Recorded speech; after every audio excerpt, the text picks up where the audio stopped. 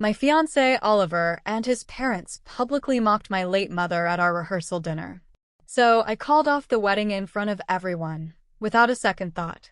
I'm 31 years old, and until recently, I was engaged to Oliver, a man I honestly thought I would spend the rest of my life with. I met Oliver about 7 years ago through mutual friends at a barbecue. He had a wonderful smile, was quick with jokes, and we just clicked.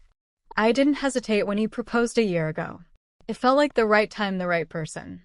Back then, I wasn't just marrying Oliver. In a way, I was also marrying into his family. His parents, Marcus and Regina, are the kind of people who love to be the center of attention.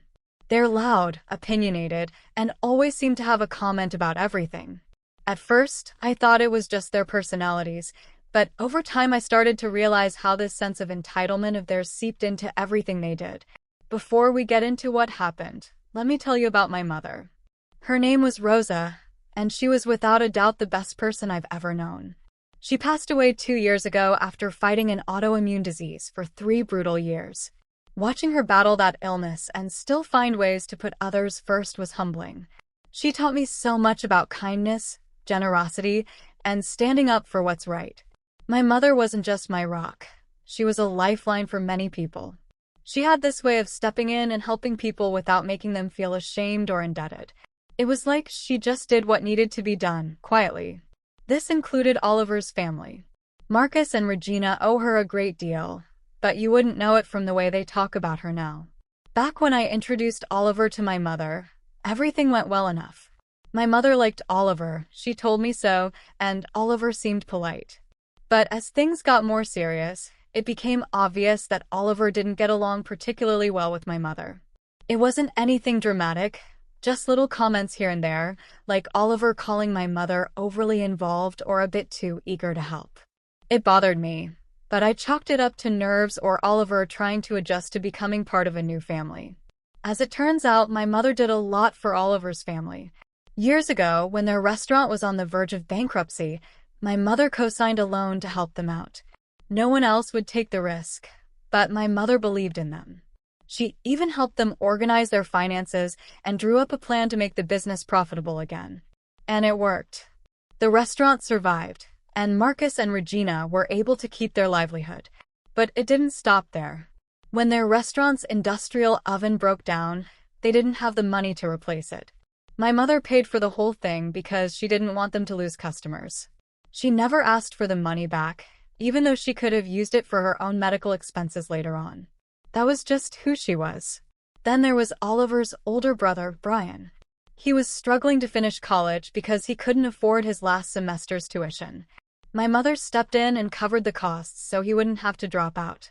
She said, "Education is one thing no one can ever take away from you."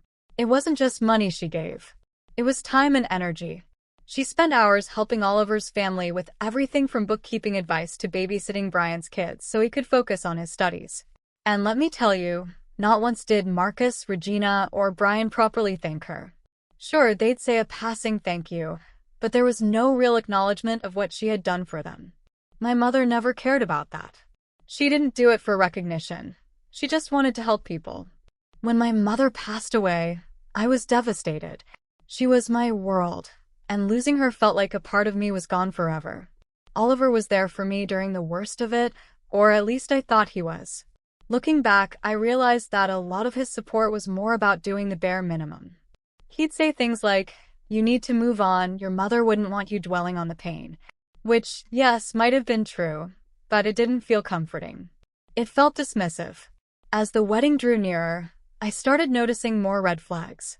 Oliver was strangely evasive whenever I brought up my mother in conversations about the ceremony. For example, I wanted to include a small tribute to my mother during the vows, and Oliver just brushed it off, saying, "Won't that make people sad? Weddings are supposed to be happy." I let it go because I didn't want to start a fight. But little things like that kept piling up. Then there were Marcus and Regina's comments. They had this way of talking down to me, as if they thought Oliver was marrying beneath him. Marcus once joked about how Oliver was trading up by marrying someone from a simpler background.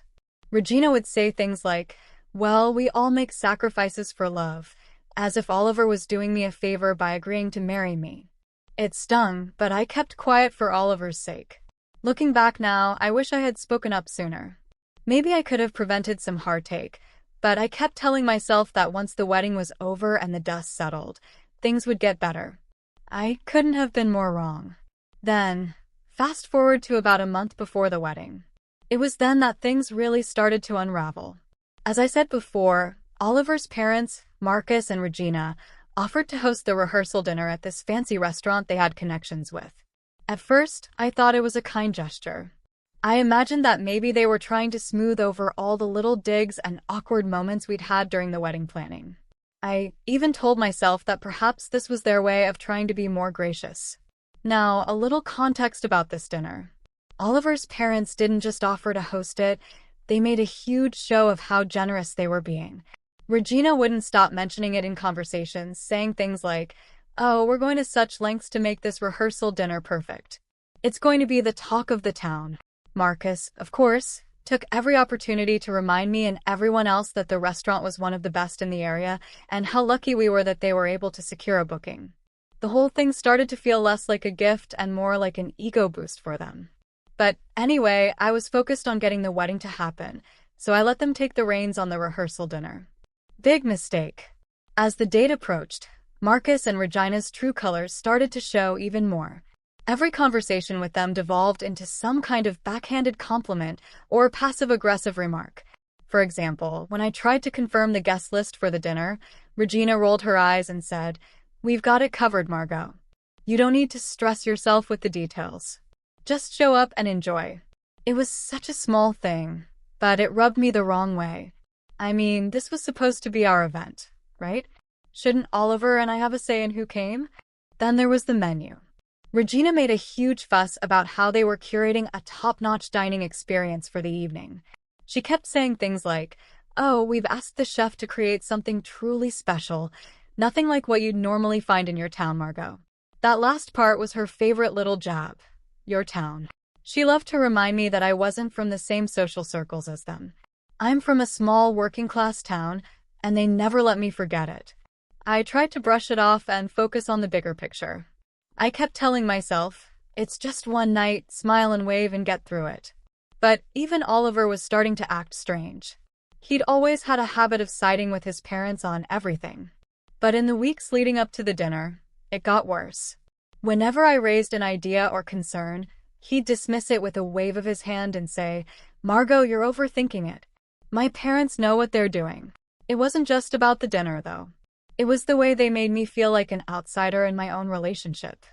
They treated me like I was lucky to be there, like I should be grateful that Oliver was willing to marry me. And Oliver, he never stood up for me. If anything, he encouraged it by laughing along or ignoring me whenever I tried to bring it up. A week before the dinner, there was an incident that should have been a massive red flag for me. Oliver and I were at his parents' house finalizing some wedding details. Regina was in full control mode, flipping through seating charts and floral arrangements like she was planning a state event. At one point, I made a suggestion about changing the centerpieces to something simpler, something my mother would have loved. Regina didn't even look up from her binder.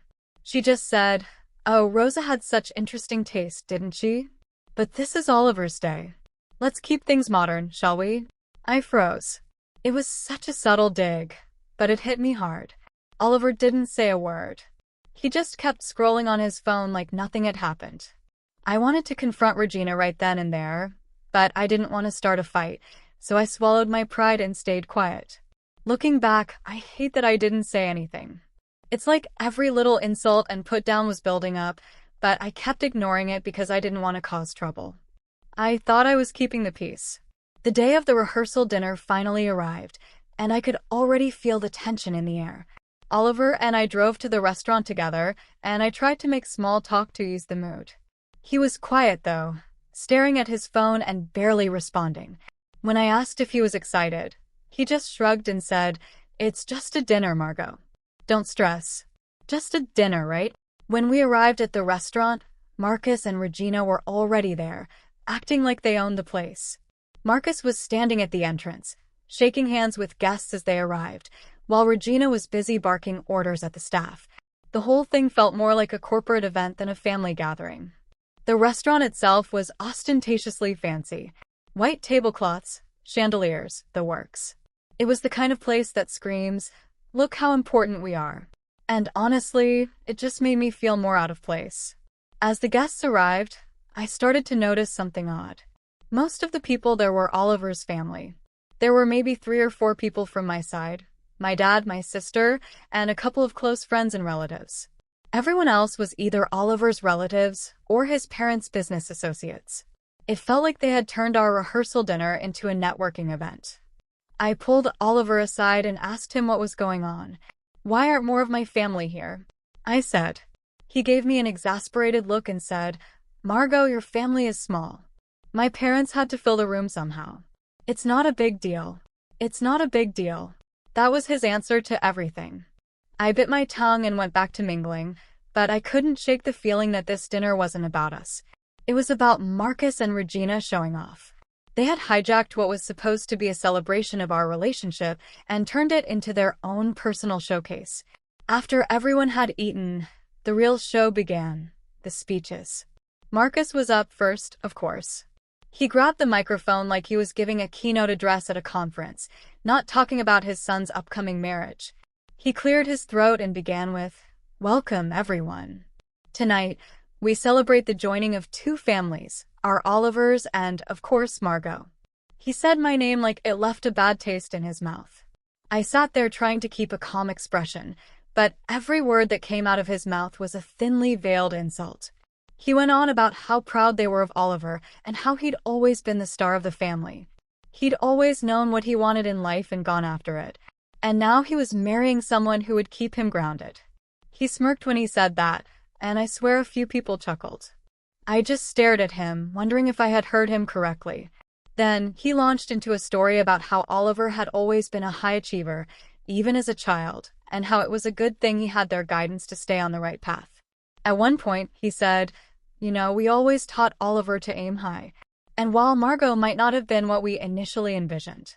He paused, letting the sentence hang in the air like it was a punchline. I felt my dad and sister glaring at him from across the table. Next up was Regina.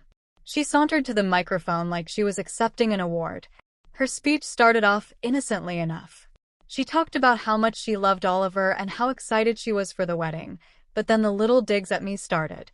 She spoke about how Oliver was such a perfect son who deserved the best in life and said, "It's a good thing he's patient, because he's already taught Margot so much." I almost choked on my water. What had Oliver taught me? How to bite my tongue while his parents insulted me at every chance they got. Then Regina turned to me and said, "Oh, we're just so thrilled to welcome you into the family, Margot. It'll be nice to finally have someone around who doesn't mind getting their hands dirty, right?" She chuckled, and a few of her relatives joined in. I looked at Oliver, hoping he would intervene or at least look uncomfortable, but he was smiling along with them. And just when I thought it couldn't get any worse, Marcus went back to the microphone. He clinked his glass and said, "One last thing before we wrap up. I just want to mention someone who isn't with us anymore but played a big role in shaping who Margot is, her mother, Rosa." For a split second, I thought he was actually going to say something kind, but nope. Instead, he said, "Rosa was a character, wasn't she? She had a habit of sticking her nose into things, didn't she? Always had an opinion on how things should be done." He laughed, and Regina chimed in, "Oh, she definitely had strong opinions. Remember how she always insisted on helping us, even when we didn't ask?" I couldn't believe what I was hearing. They were talking about my mother like she was some busybody neighbor. Marcus wasn't done yet. But in all seriousness, Rosa was a generous woman. She helped us out a lot, sometimes maybe a little too much, if I'm being honest. He winked, like it was some inside joke. The room went silent, but Marcus continued, "We'll certainly be keeping her spirit alive at the wedding. Let's just hope Margot hasn't inherited her eagerness to take charge, though. Wouldn't want her getting too involved, would we?" That was it. That was the final straw. I felt my face flush and my fists clench under the table. I looked at Oliver, hoping he would say something, anything, to shut them up. But he just chuckled and said, "Oh, Dad, come on." Like it was all harmless fun. Harmless fun? They were mocking my mother's memory in front of a room full of people, and Oliver thought it was funny. I couldn't believe it. The worst part was that Marcus and Regina acted like they were being charming. They had this smug look on their faces, like they thought everyone was laughing with them. But when I glanced around the room, I could see that wasn't the case. When Marcus finally sat down, the tension in the air was so thick you could cut it with a knife. The clinking of forks and glasses resumed as people awkwardly tried to move past the train wreck of a speech. Oliver leaned over and whispered, "Are you okay?" His tone was casual, like he was asking if I wanted more water, not if I was seething with rage. I didn't even look at him, just nodded stiffly. My jaw was so tight I thought my teeth might crack. But then Regina came over to our table. "Margot," she said sweetly, "I hope you weren't offended. Marcus and I just wanted to add a little humor to the evening. It's all in good fun." That's when something snapped inside me. I couldn't stay silent anymore. I stood up, my chair scraping loudly against the floor. "Are you serious right now?" I said, my voice low but trembling with anger. So, there I was, standing in the middle of our rehearsal dinner. My chair still slightly tipped back from where I'd stood up. The entire room went deathly silent, like someone had hit the mute button on a TV. Every eye was on me, but I didn't care. My heart was pounding and my face was hot, but I knew I couldn't let this go. Marcus and Regina's mockery of my mother was bad enough, but Regina's fake apology was the last straw. "Are you serious right now?" I repeated, staring directly at Regina. She froze for a second, probably not expecting me to actually confront her. Marcus looked up from his drink like I had just insulted him. Oliver, sitting beside me, whispered, "Margot, stop." But I ignored him. "Let me get this straight," I said, my voice now louder. "You've spent the entire evening taking cheap shots at my mother, the woman who helped your family when no one else would, and now you're acting like it's just a joke? You think that's okay?" Marcus leaned back in his chair, crossing his arms. "Relax, Margot," he said, smirking like he thought it was no big deal. "You're overreacting." "It was all in jest." I retorted. "You called her nosy. You said she was too much. You mocked her generosity like it was some kind of flaw. How is any of that funny?" The tension in the room was palpable. I could see some of Oliver's cousins staring at their plates, clearly uncomfortable. My dad, on the other hand, was glaring at Marcus like he wanted to punch him. My sister had her arms crossed, shooting daggers at Regina like she was waiting for her turn to jump in. Regina tried to smooth things over with a laugh. "Oh, Margot, don't be so sensitive. We were just sharing a few stories. Everyone knows how Rosa liked to take charge." I couldn't believe what I was hearing. "Take charge?" I said, my voice rising. "She helped you. She saved your business when you were about to lose it. She paid for your broken oven, for your patio renovation, for your son's college tuition. And this is how you repay her? By turning her into some kind of punchline at our rehearsal dinner." Marcus straightened up in his chair, clearly annoyed now. "All right, that's enough," he said, trying to sound authoritative. "We didn't mean to offend, but if you're going to make a scene about this, maybe you're not ready for marriage." That comment showed just how little respect he had for me or my mother. Oliver finally spoke up, tugging on my sleeve. "Margot, can we just go outside and talk, please?" I shook off his arm. "No, Oliver, we can't. Not until your parents understand how disrespectful they've been." Regina sighed dramatically, like she was the victim in all of this. "Margot, this is supposed to be a happy occasion. You're ruining the night for everyone." "I'm ruining the night?" I said, my voice trembling with anger. "No, Regina. You ruined it the second you decided to badmouth my mother in front of everyone. And Oliver, you just sat there and let it happen." Oliver's face flushed red. "I didn't know they were going to say all that," he said defensively. "But you laughed." I shot back. "You laughed at every single insult. You didn't even try to stop them." At this point, the whispers in the room started to rise. People leaned towards each other, murmuring about the scene unfolding before them. I could feel the weight of their stares, but I didn't care. This wasn't about them. It was about standing up for my mother. Marcus stood up, clearly fed up. "Well, Margot, if you're so offended, maybe you should just leave," he said, gesturing towards the door. For a moment, I considered it. I thought about just walking out, leaving them to their perfect little dinner party. But then I looked around the room at my dad, my sister, my few friends who had come to support me. They were all watching, waiting to see what I would do. And I realized I wasn't going to let Marcus and Regina get away with this. Not this time. No, I said firmly. I'm not leaving. Not until you understand what you've done. Marcus opened his mouth to reply, but I cut him off. You act like my mother was some busybody, but without her, you wouldn't even have this connection to this restaurant. She didn't do any of it because she wanted recognition or praise. She did it because she cared. And now you're sitting here, bad-mouthing her memory like it's some kind of joke. It's not just disrespectful, it's disgusting. The room went completely silent again. Even Marcus looked taken aback, like he didn't know how to respond.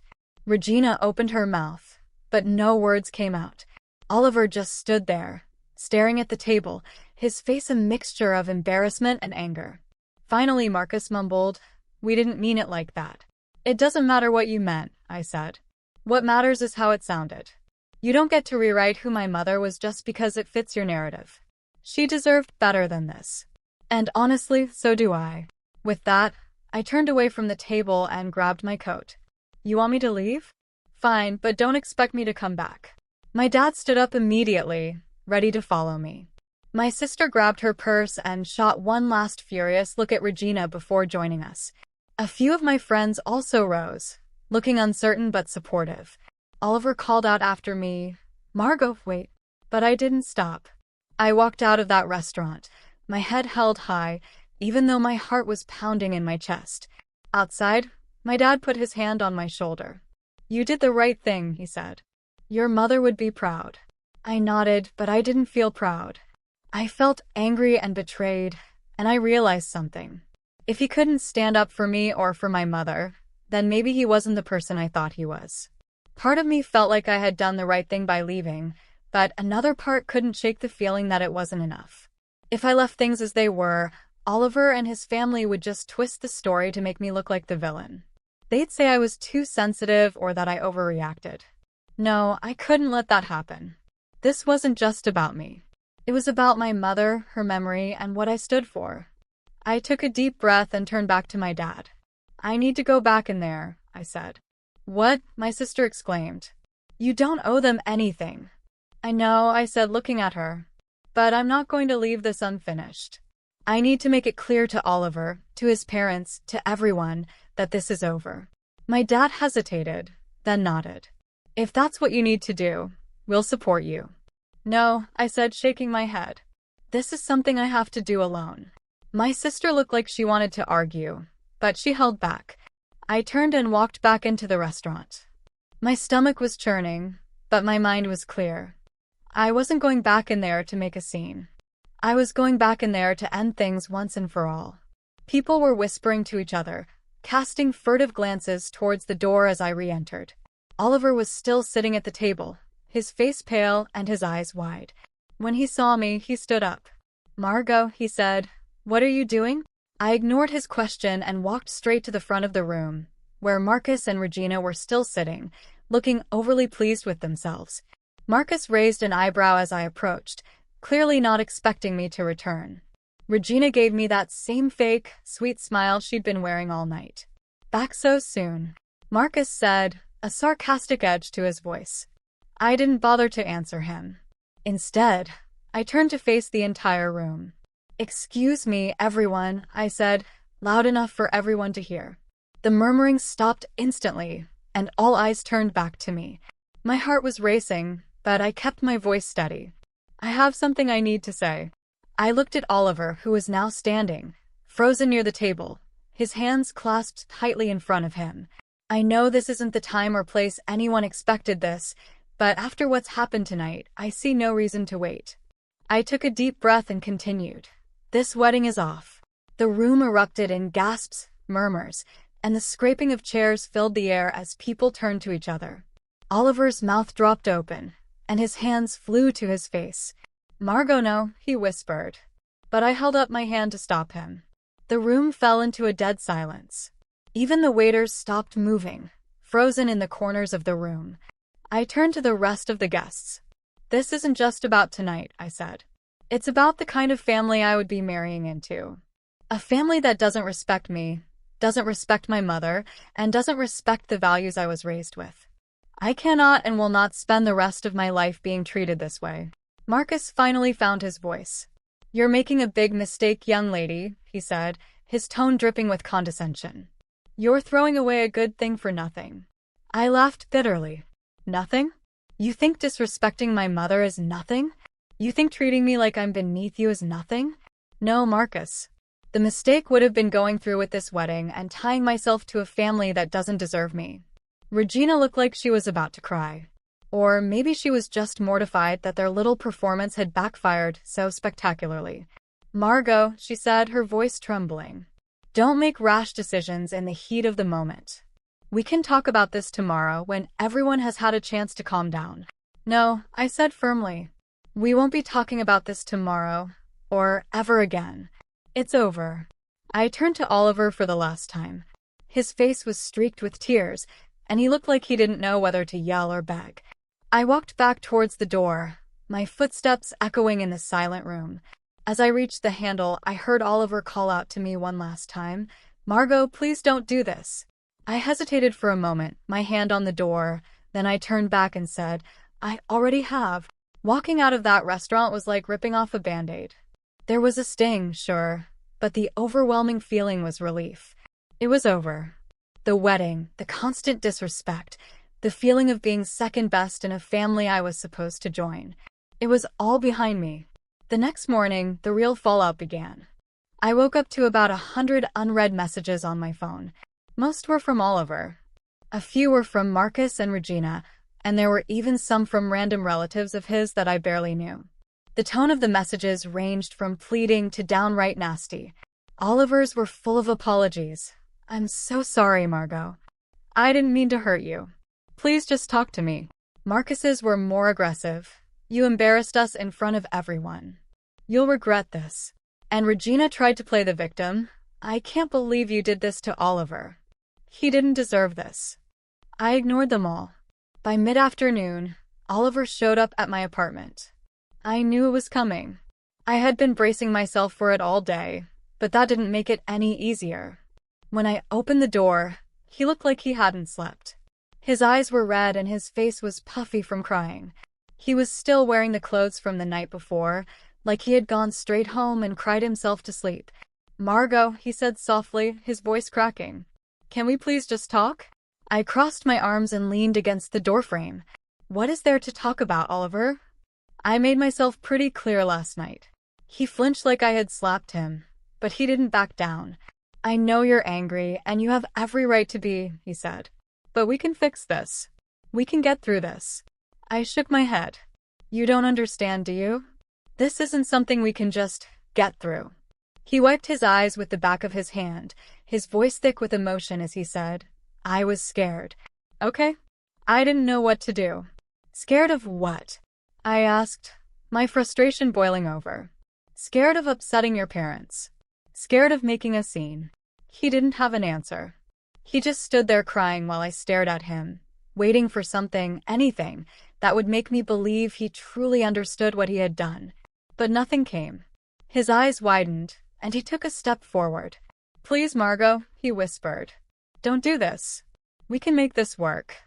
I'll talk to my parents. I'll make them apologize. Just don't end it like this." I shook my head again. "This isn't just about your parents, Oliver. It's about you.